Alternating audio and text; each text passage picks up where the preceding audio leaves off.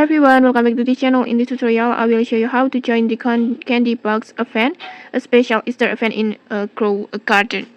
So in this Easter event, you can earn lots of rewards by completing the Candy Box challenge. And the good news is actually pretty easy to join. First, just go to the event area, find these Candy Box sections right here, and then once you're in, you will see your main task is to collect special candy plants and reach the required points. This one. So what you need to do is plant as many candy plants as possible, harvest them, and then submit them into the candy box to earn points.